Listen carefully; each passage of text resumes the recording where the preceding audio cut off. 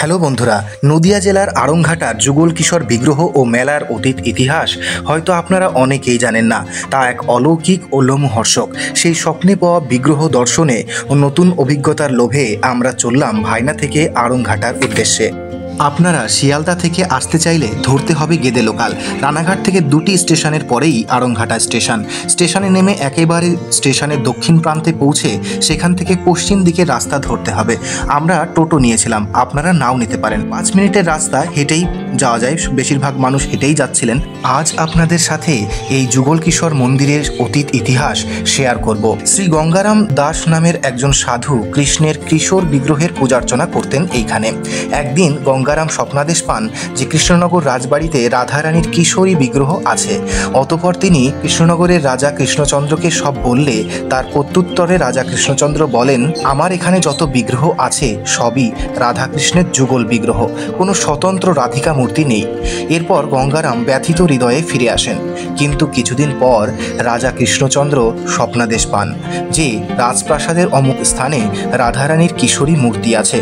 তিনি অতি সত্বরে সেখানে খোঁড়াখুড়ির কাজ শুরু করেন এবং খুঁড়ে পেয়েও যান এবং দ্রুত বজরা করে চূর্ণী নদী পথে স্বয়ং কিশোরী রাধিকা বিগ্রহ নিয়ে আড়ংঘাটা গঙ্গারামের কাছে আসেন।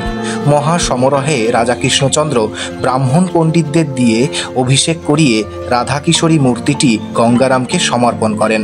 সেদিন থেকেই এই বকুল তলায় কিশোরীর মিলন উৎসব করা হয়।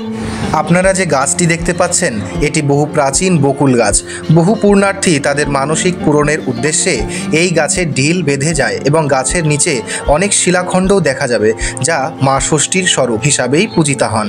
মন্দিরটি পূর্বমুখী এবং 5টি খিলান বিশিষ্ট এবং বারান্দাটি প্রশস্ত ও গর্ভগৃহে 5টি কক্ষও রয়েছে।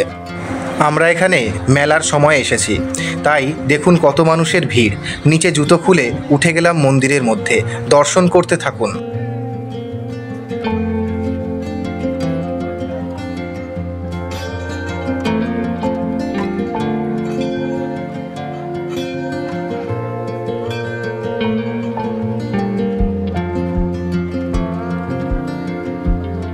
মন্দিরের গর্ভগৃহে যে 5টি কক্ষ দেখতে পাচ্ছেন তার উত্তর দিক থেকে প্রথমটি শ্যামচাঁদ, তারপর কালাচাঁদ, আর এটা যুগল কিশোরের সেই কক্ষ, এবং তারপর রাধাবল্লভ, এবং সবশেষে গোপীনাথের জন্যই অর্পণ করা আছে।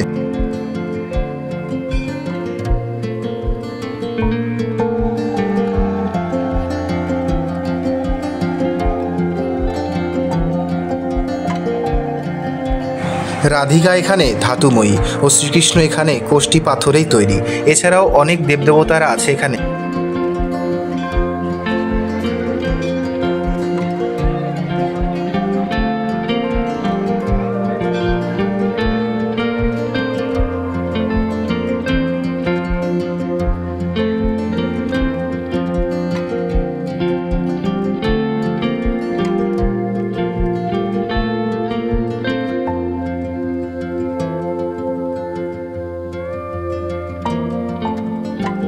(1728 খ্রিস্টাব্দে রাজা কৃষ্ণচন্দ্র এই মন্দিরটি প্রতিষ্ঠা করেছিলেন। এরপরে অনেকবারই সংস্কার হয়েছে।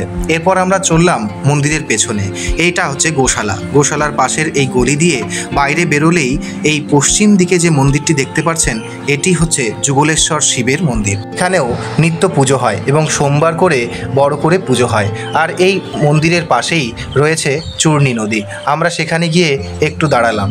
প্রচণ্ড গরম, তাই সব মানুষ এখানে এসে একটু স্বস্তির নিঃশ্বাস ফেলছিল। দেখুন কত সুন্দর প্রকৃতি। তারপর আমরা চললাম মেলার দিকে। এই মন্দির সম্পর্কে আপনাদের কোনো প্রশ্ন থাকলে অবশ্যই আমাকে কমেন্টে জানাবেন, আমি উত্তর দেওয়ার চেষ্টা করব। আমাদের ভিডিওটা আজ এই পর্যন্তই। যদি ভিডিওটি ভালো লাগে অবশ্যই লাইক, কমেন্ট এবং সাবস্ক্রাইব করবেন। ভালো থাকবেন, দেখা হবে অন্য কোনো একটি ব্লগে। ধন্যবাদ।